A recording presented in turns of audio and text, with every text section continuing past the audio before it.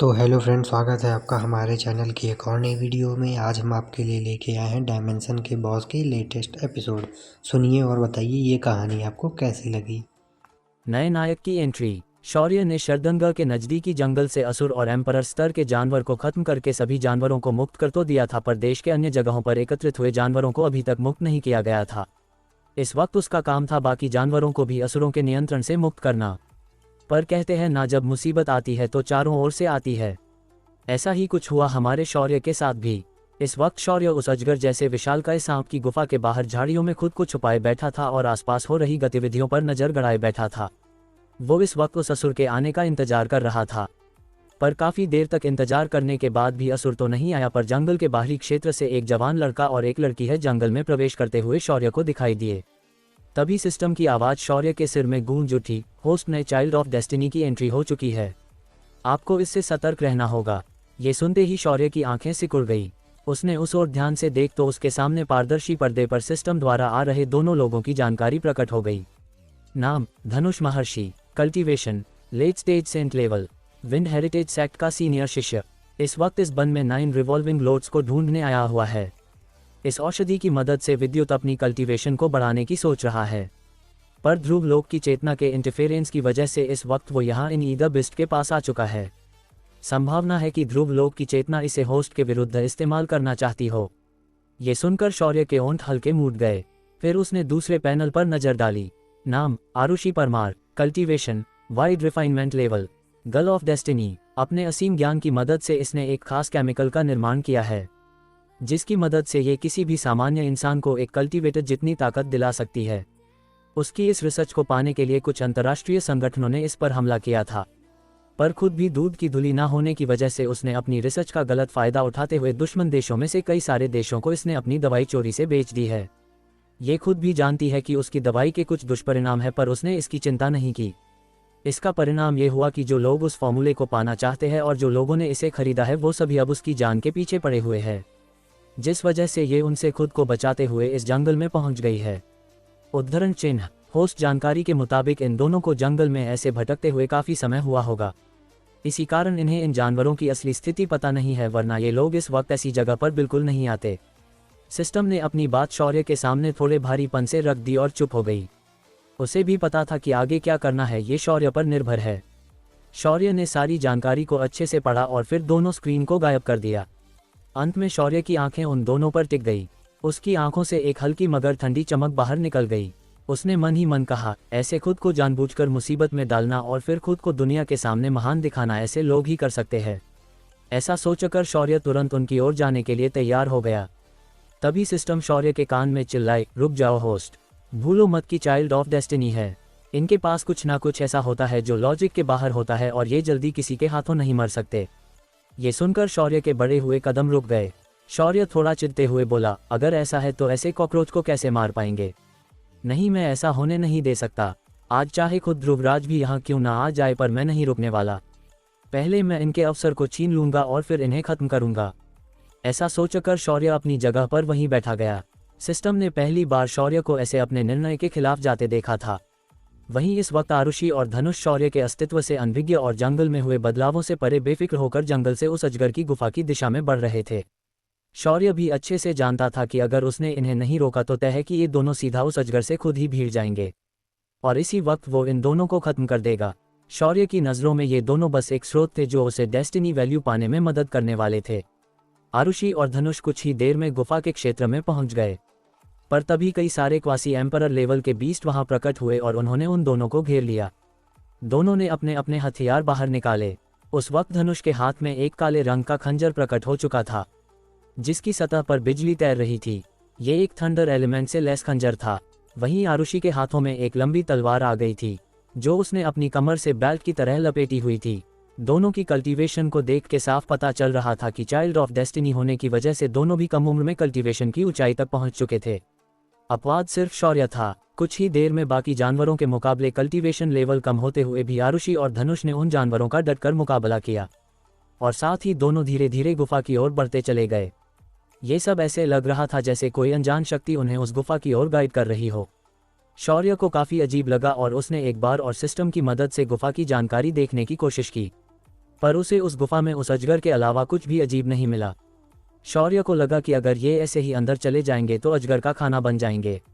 वहीं बाहर जानवरों के हमले तेज हुए जा रहे थे। जैसे ही आरुषि और धनुष गुफा के बाहरी दीवार के पास पहुंचे तो अचानक भूकंप जैसा कंपन हुआ, क्योंकि एक क्वासी एम्परर लेवल के गैंडे ने उन्हें टक्कर मारी थी। दोनों आरुषि और धनुष उस ऊर्जा से भरी टक्कर से बचने के लिए अपनी अपनी ऊर्जा ढाल को सक्रिय कर चुके थे। इस हमले में उनकी ऊर्जा ढाल टूटकर बिखर गई, पर गैंडे के उस हमले से उनके पैरों तले की जमीन ढह गई। दोनों अचानक उस गहरे छोटे गड्ढे में गिर गए और उसमें गायब हो गए। शौर्य ने ये देखा तो हैरान हो गया, क्योंकि उसे पता था कि ऐसी अनजान जगहों पर ही इन चाइल्ड ऑफ डेस्टिनी को उनका अवसर प्राप्त होता है। क्या शौर्य उनके पीछे चला जाएगा? क्या ये जानवर उसे उनके पीछे जाने देंगे? कैसी चाल चलने वाला है शौर्य? 634 अवसर पाने का अवसर। धनुष महर्षि और आरुषि परमार नाम के दो चाइल्ड ऑफ डेस्टिनी जंगल में भटकते हुए खुद को छुपाते हुए भटक रहे थे। ये दोनों भी असली संकट से अधिक दूर नहीं थे, पर सच बात तो ये थी कि ये बाहर जानवरों द्वारा किए जाने वाले अजीब बर्ताव से बिल्कुल अनजान थे। बस चाइल्ड ऑफ डेस्टिनी होने को वजह से अपने बलवान भाग्य के आधार पर दोनों भी जैसे तैसे करते हुए अंत में उस जगह पहुंच गए थे जहां वह एम्परर लेवल का ईट बीस्ट रह रहा था। शौर्य भी इस वक्त उन दोनों के लड़ने का इंतजार कर रहा था, पर उनका नसीब बड़ा बलवान निकला और दोनों गुफा के अंदर पहुंचने से पहले ही एक गड्ढे में गिर गए। ये सब कुछ इतनी तेजी से हुआ कि वहां बैठकर इन दोनों के लक के अवसर को ढूंढने का इंतजार कर रहे शौर्य को भी प्रतिक्रिया करने का मौका नहीं मिला। शौर्य ने बिजली की तेजी से हरकत की और दोनों के पीछे उस गड्ढे में कूद गया। जाते वक्त उसने इस बात को सुनिश्चित किया कि बाहर एकत्रित जानवरों में से कोई भी जीवित ना बचे, क्योंकि अगर इन्होंने इन दो इंसानों के आने की खबर अंदर भेजी तो वो एम्परर लेवल का बिस्ट सावधान हो सकता था। शौर्य ऐसा बिल्कुल नहीं चाहता था, क्योंकि उसे उसके पीछे के अंदर को भी तो पकड़ना था। उस सुरंग के आसपास खड़े जानवरों को कुछ समझ आता तब तक शौर्य ने अपनी चाल चल दी थी। सारे जानवर उसके हाथों मारे गए थे। उसके साथ ही शौर्य छुपकर सुरंग में उतर भी गया था। सुरंग के अंदर पहुंचते ही शौर्य ने अपनी आभा और सांस को शून्य कर दिया था। एक साधक होने की वजह से शौर्य के लिए ऐसा कर पाना मुश्किल नहीं था।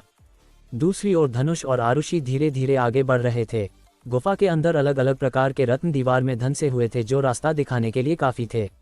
दोनों धीरे धीरे आगे बढ़ रहे थे और रास्ते में जो मिल सकता था उसे उठा रहे थे। ऐसा करते करते दोनों अंत में गुफा की गहराई में पहुंच गए। रास्ते में उन्हें किसी भी तरह की मुसीबत या जाल का सामना नहीं करना पड़ा। चलते चलते दोनों जब सबसे आखिरी छोर में पहुंचे तो आरुषि और धनुष ने सामने एक पत्थर की दीवार में उकेरा हुए अंधेरा कमरा देखा। उसके अंदर क्या है ये बाहर से देखना मुश्किल लग रहा था। पहले तो दोनों को काफी डर लगा, पर उनके पास आगे बढ़ने के अलावा कोई और रास्ता नहीं था। अंत में दोनों ने गहरी सांस भरी और एक साथ उस अंधेरे कमरे के अंदर प्रवेश कर गए। बाहर शौर्य छुपकर ये सब अपनी आंखों से देख रहा था। उसने मन ही मन कहा, क्या वीआईपी सेवा मिल रही है यार इन जैसों को। साला कुछ करने की जरूरत भी नहीं पड़ी और सीधा यहाँ तक बिना मुसीबत के पहुंच गए। अगर कोई आम कल्टीवेटर होता तो अब तक उस पर 10-12 अजीब अजीब हमले हो चुके होते। ऐसा मन ही मन कहकर शौर्य भी तेजी से कमरे के बाहर पहुंचा और बिना किसी हरकत के कमरे के अंदर चला आया। शौर्य का इस वक्त एक ही मकसद था और वो था इन दोनों से ये अवसर छीन लेना और इन्हें खत्म करना। क्योंकि इनकी डेस्टिनी वैल्यू शौर्य छीन लेता है तो ध्रुवलोक की चेतना की शक्ति कमजोर पड़ जाती। ऊपर से यहाँ तो दो शिकार थे। वहीं अंदर पहुंचते ही आरुषि और धनुष की नज़र पहले तो कुछ भी नहीं देख पा रही थी। तभी आरुषि ने अपनी समझदारी दिखाते हुए तुरंत अपनी पीठ पर टंगी बैग से एक बैटरी से चलने वाली टॉर्च निकाली और उजाला कर दिया। कमरे में उजाला होते ही दोनों की नज़र सामने रखी मूर्ति पर पड़ी। मूर्ति काफी अजीब थी। देखकर लग रहा था किसी प्राचीन कल्टीवेटर की ये मूर्ति होगी। मूर्ति में एक साधु जैसा इंसान पद्मासन लगाए बैठा था। उसके दोनों हाथ घुटनों पर रखे हुए थे और उसकी आंखें आधी बंद और आधी खुली हुई थी। चेहरे पर भयानक शांति थी, जैसे उसने किसी परम सत्य को प्राप्त कर लिया हो। अगर उसका चेहरा अजीब ना होता तो तय था कि वो पृथ्वी पर इतिहास में हुए कुछ साधुओं से मिलती जुलती होती। उस साधु के एक तरफ कमंडल रखा था जो पत्थर का बना था, दूसरी ओर खड़ाऊ की जोड़ी रखी थी। पर सबसे अजीब घटना यह थी कि पूरी मूर्ति पत्थर से बनी होने के बावजूद उस साधु के गले की माला और हाथ में एक आभूषण नजर आ रहा था। उसके हाथ में हरे रंग के जैद जैसे पत्थर से बना कड़ा था और गले में एक जैद से बना लॉकेट था। उस मूर्ति को देखते ही आरुषि और धनुष का ध्यान उन दोनों आभूषणों ने खींच लिया। दोनों ने एक दूसरे को नज़र से देखा और आगे बढ़कर दोनों ने उन दोनों आभूषणों को उतरने की सोची। ये सब शौर्य शांति से देख रहा था। जब शौर्य को उनकी मंशा समझ आई उसने तुरंत हरकत की और सीधा मूर्ति के सामने प्रकट हो गया। आरुषि और धनुष ने ये देखा तो दोनों तुरंत डरकर कुछ कदम पीछे हो गए, पर शौर्य ने उन्हें कुछ और करने का मौका नहीं दिया और पलक झपकते ही लॉकेट और कड़े को मूर्ति के शरीर से उतार लिया। दोनों आभूषण हाथों में आते ही शौर्य ने वहां से तुरंत बाहर निकलते हुए बाहर दौड़ लगा दी। जब आरुषि और धनुष को पता चला कि यहाँ क्या हुआ है, दोनों के चेहरों पर गुस्सा झलक गया। उन्होंने तुरंत शौर्य के पीछे दौड़ लगाई और उसके पीछे कमरे से बाहर आ गए। बाहर शौर्य भी उनका इंतजार करते हुए दरवाजे की तरफ देखते हुए खड़ा था। बाहर आते ही धनुष ने थोड़े गुस्से के साथ कहा, ए लड़के, वो दोनों आभूषण हमें दे दो और यहाँ से निकल जाओ। उन दोनों आभूषणों को हमने सबसे पहले देखा था। ऐसा कहते हुए धनुष ने अपनी इथर ऊर्जा को सक्रिय कर लिया था। उसका कल्टीवेशन पीक पर पहुंच चुका था। वहीं आरुषि ने भी अपनी इथर ऊर्जा को संचालित कर लिया था और बगल से खंजर निकालकर हमले की मुद्रा में काफी हो गई थी। शौर्य ने दोनों वस्तुओं को हाथ में पकड़ा और दोनों को उछालते हुए उनकी ओर देखकर कहा, अरे भाई, ये क्या दादागिरी है। मैंने अपने हाथों से इन्हें उस मूर्ति से निकाल कर लिया है। फिर भला ये दोनों आभूषण तुम्हारे कैसे हुए? क्या तुम्हारा नाम यहाँ लिखा है? इस पर धनुष ने हंसते हुए कहा, नाम नहीं भी लिखा हो तो क्या हुआ? जब ये यंग मास्टर किसी चीज पर नजर डालता है तो वो चीज उसकी हो जाती है। मैं धनुष महर्षि हूँ, विंडफॉल सेक्ट का स्टूडेंट हूँ।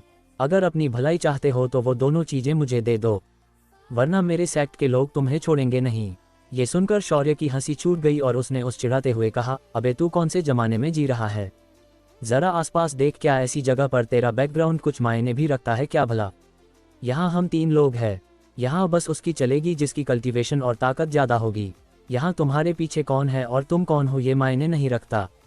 वैसे भी मेरी पहचान तुमसे कम तो नहीं है, इसीलिए जो भी कहना है वो ताकत के दम पर कहो।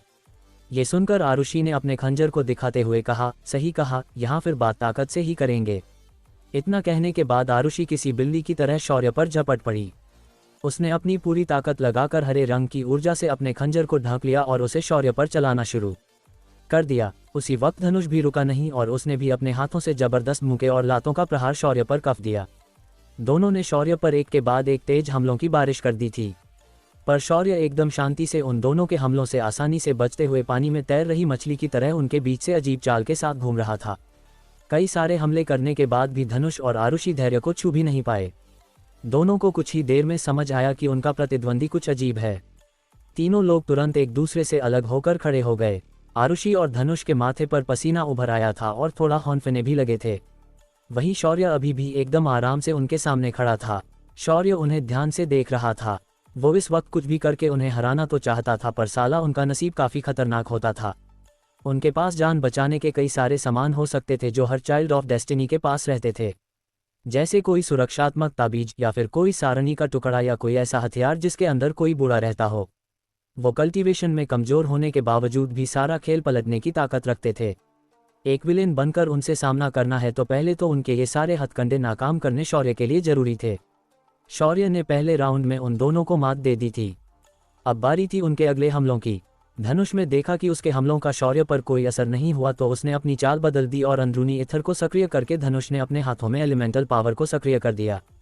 उसके एक हाथ में आग की लपट आ गई तो दूसरे में संघनित बिजली की चिंगारियों का गोला आ गया। वहीं आरुषि ने भी अपने एलिमेंट का उपयोग किया और उसके हाथ में हवा से बनी एक अदृश्य तलवार प्रकट हो गई। दोनों ने पलक झपकते ही शौर्य पर एक साथ हमला कर दिया। शौर्य ने भी गौर किया कि उनके हमले की रफ्तार बढ़ चुकी थी। ऐसे में शौर्य ने अपनी ताकत का थोड़ा उपयोग किया और अपने चारों ओर इथर का एक कवच चढ़ा लिया। साथ ही दोनों के साथ आराम से खेलने लगा। कुछ ही देर में गुफा में कई सारे धमाके हुए और दीवारों पर हमलों के निशान उभर आए, पर धनुष और आरुषि रुकने वालों में से नहीं थे। उन दोनों की आंखों से साफ था कि वो आज शौर्य को मारने की पूरी इच्छा रखते थे। ऊपर से उनका ऐसा सोचना एकदम सही था क्योंकि शौर्य इस वक्त नासेंट सोल लेवल की कल्टीवेशन दिखा रहा था, जिस वजह से इन दोनों को यही लग रहा था कि ये लड़का तो कमजोर है। इसी गलतफहमी में दोनों शौर्य को हराने का आत्मविश्वास लेकर उस पर टूट पड़े थे। शौर्य भी उनके इस आत्मविश्वास को अभी तोड़ने के मूड में नहीं था। कुछ मिनटों तक हमले करने के बावजूद भी दोनों शौर्य को छू भी नहीं पाए। ये देखकर अब दोनों को थोड़ा अजीब लगने लगा था। इसी के चलते एक और बार धनुष और आरुषि पीछे हट गए। अब तक दोनों की सांसें फूल चुकी थी। उन्हें हौंफते हुए और पसीने से भरा देखकर शौर्य ने चिढ़ाने वाली मुस्कान देकर कहा, तुम दोनों तो मुझसे ये चीजें लेने से रहे। पता नहीं था कि तुम दोनों इतने कमजोर हो। कोई बात नहीं, अगली बार ट्राई करो, क्या पता तुम दोनों मुझे हरा पाओ। शौर्य का ये तंजभरा व्यवहार दोनों को अच्छा नहीं लगा। चाइल्ड ऑफ डेस्टिनी होने की वजह से ध्रुव लोक की चेतना के प्रभाव में दोनों को अब तक कोई समस्या नहीं हुई थी, पर आज ये लड़का उन पर भारी पड़ा था। जब दोनों को लगा कि शौर्य को ऐसे हराना मुश्किल है तो धनुष ने अपने नाम के हिसाब से ही अपने शरीर की ईथर को हद से ज़्यादा संचालित करना शुरू किया और अपने रक्त और ऊर्जा दोनों को तेजी से जलाना शुरू कर दिया। उसका शरीर ताकत से भर गया और उसका आकार बढ़ने लगा। वहीं आरुषि ने अपनी आखिरी चाल चलने के लिए अपने बालों में बंधे जुड़े में लगाई पिन को निकाला। उसमें ईथर को प्रविष्ट करते ही पिन का आकार बढ़ने लगा और वो तलवार में बदल गए। एक हाथ में तलवार और दूसरे हाथ में खंजर पकड़कर आरुषि में दो अलग अलग एलिमेंट्स को सक्रिय कर दिया। आरुषि की महारत वुड एलिमेंट पर अच्छी खड़ी थी, जिस वजह से जहरीले वनस्पति घटकों को अपने तलवार पर चढ़ा दिया था। अब उनके हमले पहले से शक्तिशाली होने वाले थे। एक बार फिर गुफा में शौर्य पर दोनों ने भयानक हमलों की बरसात कर डाली। धनुष के हमले पहले से तेज और काफी घातक मालूम हो रहे थे। उसका हर बार निशाना शौर्य के कमजोर हिस्सों पर हो रहा था, पर शौर्य एक बार भी नहीं डगमगाया और उसने उन हमलों को आसानी से निरस्त कर दिया। वहीं आरुषि के हमले तो हवा से भी तेज हो गए थे। आरुषि लगभग गायब हो गई थी और वो शौर्य पर हर तरफ से धनुष के साथ संतुलन बनाकर हमले किए जा रही थी। शौर्य फिर भी उन दोनों के हाथों में नहीं आ रहा था। काफी देर तक ऐसा ही चलता रहा। अंत में शौर्य ने अपनी आभा से एक खतरनाक झटका दोनों को दे दिया और उन्हें दूर उड़ा दिया। बस अब हम इसे यहीं रोकते हैं। अगर ऐसा ही चलता रहा तो मुझे मेरा दूसरा काम करने के लिए देर हो जाएगी। तो बच्चों, आज के लिए इतना ही। अब आगे आओ, अपना अपना प्रसाद ले लो। ऐसा कहते ही शौर्य का पूरा रूप बदल गया। अचानक धनुष और आरुषि को एहसास हुआ कि उन्हें किसी ऐसे जानवर ने देखा है जो अभी अभी नींद से जाग चुका है, और उन दोनों को कुछ समझ आता उससे पहले ही दोनों के नजरों के सामने से शौर्य गायब हो गया। धम धम की आवाज हुई और धनुष और आरुषि को शौर्य ने हवा में उड़ा दिया। दोनों जाकर दीवार से टकरा गए और घायल होकर लगभग मौत की कगार पर पहुंच गए। धनुष और आरुषि ने खुद को ऐसी हालत में देखा तो उन्हें अपनी बेवकूफ़ी समझ आई, पर फिर भी दोनों ने हार नहीं मानी और अपनी जान बचाने के लिए शौर्य पर आखिरी हमला करने की ठान ली। धनुष ने अपने गले से एक अजीब सा पुराना कागज निकाला और उस पर अपने मुंह से निकले खून को थूक दिया। घायल अवस्था में उसने उस कागज को हाथ में कसकर पकड़ा और शौर्य की अगली चाल का इंतजार करने लगा। वहीं आरुषि ने अपने कान में पहने गहने से एक नीले रंग का मणि उंगलियों में दबाया और उसमें ईथर को भरना शुरू कर दिया। शौर्य को इसका एहसास नहीं हुआ था, पर सिस्टम समझ गई थी। होस्ट, उनके हाथों में कुछ तो अजीब है जरा। सिस्टम ने इतना कहा ही था कि शौर्य ने चिढ़कर कहा, हाँ पता है, पहले इन्हें खत्म कर लूं फिर देखेंगे। ऐसा कहकर शौर्य ने सिस्टम को आगे बोलने का मौका नहीं दिया और अपने हाथों को दोनों की ओर बढ़ाया, पर तभी आरुषि ने हाथ में दबाया वह मणि शौर्य की ओर फेंक दिया। शौर्य ने ये देखा तो फुर्ती से बगल में हाथ गया और एक ही बार में उसने आरुषि के सिर को पकड़कर दीवार से टकरा दिया। तब तक धनुष के हाथ का कागज अजीब पैटर्न के साथ चमक उठा था। उसने उस कागज को अपने हाथों में दबाए रखा था, पर कागज की चमक शौर्य को दिखाई दी तो शौर्य ने तेजी से अपने अगले पैर से धनुष के सीने पर जोरदार लात मार दी। शौर्य की लात पड़ते ही धनुष का सीना फट गया और उसकी सांस रुक गई। उसके साथ ही उसके हाथ का कागज सक्रिय हो गया और भयानक खिंचाव के साथ वहां स्पेस ऊर्जा का निर्माण हो गया। ये स्पेस ऊर्जा इतनी शक्तिशाली थी कि शौर्य उसकी चपेट में आ गया और कुछ समझ पाता उससे पहले ही शौर्य उसके अंदर पूरा समा गया। कहाँ गया है शौर्य? क्या था उस कागज का राज? क्या दानवों की योजना सफल हो जाएगी? क्या होने वाला है शौर्य के साथ? नया पोर्टल। असुर सम्राट ब्रिंद इस वक्त अपनी योजना सफल होने की वजह से खुश हो रहा था। तभी राजकुमार की मौत की खबर मिलते ही वो आग बबूला हो गया था, पर उसे क्या पता कि जिस पोर्टल से वो क्रंदन जाने के लिए तैयारियां कर रहा था अचानक उसमें खराबी आ जाएगी। लाखों असुर सैनिकों का जमावड़ा पोर्टल के आगे आकर रुक हुआ था। वहीं दूसरी ओर क्रंदन पर उपस्थित असुर भी सेना का बेसब्री से इंतजार कर रहे थे। अचानक एक बैंगनी रोशनी निकली और पूरे क्रंदन ग्रह को ढक गई। कोई कुछ समझ पाता उससे पहले ही क्रंदन ग्रह के आसपास की सारी स्पेस ऊर्जा निष्क्रिय हो गई, मानो यहाँ पर कोई स्पेस ऊर्जा हो ही ना हो। असुरों के पोर्टल बंद हो गए और सामान्य स्पेस ऊर्जा और स्पेस एलिमेंट पर चलने वाली सारी वस्तुएं नाकाम हो गई। अचानक हुए इस बदलाव के कारण ब्रिंद और उसके असुर साथी हैरान हो गए। वहीं क्रंदन ग्रह पर इसका कोई असर नहीं हुआ। बस जो प्राणी असुरों के नियंत्रण में आ गए थे वो अचानक मुक्त हो गए। उस बैंगनी रोशनी में ऐसी शक्ति थी कि उन्होंने उन जानवरों पर असुरों का बना नियंत्रण एक झटके में उखाड़ फेंक दिया था। पर तभी शेरा का दिल तेजी से धड़क उठा और उसकी बेचैनी बढ़ने लगी। उसे कुछ अनहोनी होने का एहसास हुआ और वो तेजी से हवा में उछल पड़ा और आसमान में एक काले रंग की रेखा बनाते हुए गायब हो गया।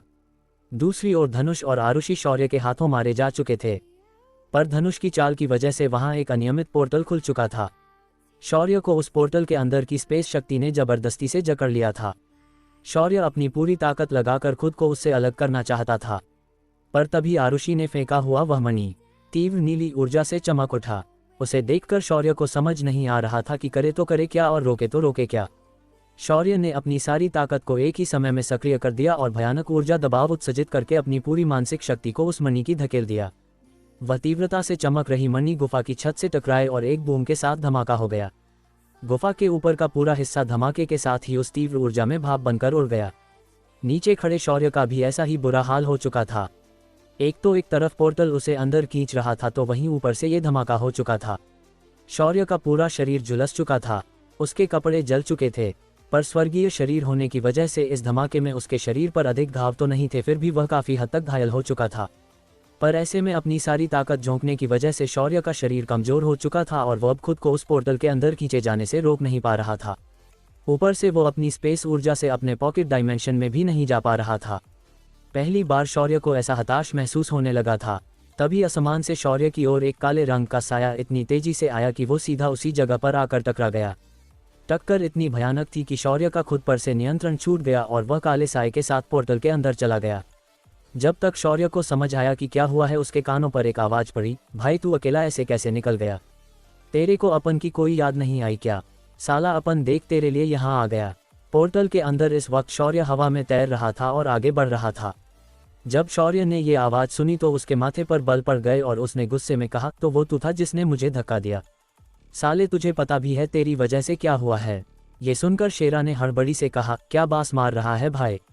अपन तो तेरे लिए इतनी दूर से आया, अपन को क्या पता कि तू हल्के धक्के से सीधा अंदर कूद जाएगा। ये सुनकर शौर्य ने अपने दांत भींचे और गुस्से से कहा, शेरा के बच्चे, अगर हम लोग यहाँ से बाहर नहीं निकल पाए ना तो बेटे मैं तेरी ऐसी बैंड बजाऊंगा कि तू आज के बाद भौंकना बंद कर देगा, तेरी कसम। ऐसा कहकर शौर्य अपनी ऊर्जा को एकत्रित करके खुद को उस पोर्टल में संतुलित करने लगा। कुछ देर बाद शौर्य और शेरा शांत हो गए थे। शौर्य ने उस मणि के धमाके से खुद को बचाने के लिए अपनी सारी ऊर्जा खर्च कर दी थी। उसके शरीर में अब थोड़ी ही इथर ऊर्जा बची थी। ऊपर से शौर्य के शरीर के खास रचना के कारण वह इस धमाके में बच पाया था। अगर ऐसा नहीं होता तो वो इस हमले में भाप बनकर उड़ गया होता। शौर्य ने अपने जले हुए कपड़ों को देखा और गहरी सांस लेकर अपने डायमेंशन से जुड़ने की कोशिश की, पर वो ऐसा नहीं कर पा रहा था। अंत में शौर्य ने अपनी अंगूठी से अपने लिए कपड़े निकाले और पहन लिया। कपड़े बदलने के बाद शौर्य और शेरा एक दूसरे को घूरते हुए स्पेस पोर्टल में तैरते हुए बैठ गए। उनकी नज़रें एक दूसरे को घूर रही थी। तभी शेरा बात को मजाक में लेते हुए बोला, भाई ऐसे घर मत, माना अपन थोड़ा चिकना है पर अपने को लड़कों में कोई इंटरेस्ट नहीं है। शेरा की बात सुनकर शौर्य ने हाथ बढ़ाया और उसके कानों को पकड़कर खींचते हुए बोला, अबे कुत्ते के बच्चे, तेरी वजह से हम दोनों अब किसी अनजान मुसीबत में फंस गए हैं। ऊपर से ये स्पेस टनल कितनी लंबी है पता नहीं, अगर हम इससे बाहर नहीं निकल पाए ना बेटे मैं तेरे ये दोनों कान खींच निकाल लूंगा। शौर्य और शेरा स्पेस टनल से क्रंदन ग्रह से निकल चुके थे। वहीं दूर ध्रुवराज यानी ध्रुवलोक की चेतना अपनी चेतना से ये सब देखकर मुस्कुरा रहा था। मुझे नहीं लगा था कि इस मुसीबत को क्रंदन से भगाना इतना आसान होगा। इसने फिर भी मेरी ताकत को जाते जाते थोड़ा और कम कर दिया है। फिर भी कोई बात नहीं, एक बार ये क्रंदन से दूर चला जाता है तो ये मुसीबत मेरा कुछ नहीं बिगाड़ पाएगी। ऊपर से ये जहाँ जा रहा है वहाँ से ये अगले 10 जन्मों तक बाहर नहीं निकल पाएगा। ऐसा कहकर ध्रुवराज हंस पड़ा, पर अचानक उसकी सांसें अटकने जैसी हुई और वो खांसने लगा। कहाँ जाने वाले हैं शौर्य और शेरा की ये तिकड़म जोड़ी? क्या नई जगह पर सच में दोनों जाने के बाद फंस जाएंगे? क्या होगी शीला और आरव की प्रतिक्रिया? क्या सुरेंद्र और मनोहर शौर्य के जाने से खुद को और देश को संभाल पाएंगे? आगे के एपिसोड सुनने के लिए हमारे चैनल को अभी सब्सक्राइब कर लीजिए। कमेंट में ज़रूर बताइएगा कि यह कहानी आपको कैसी लगी।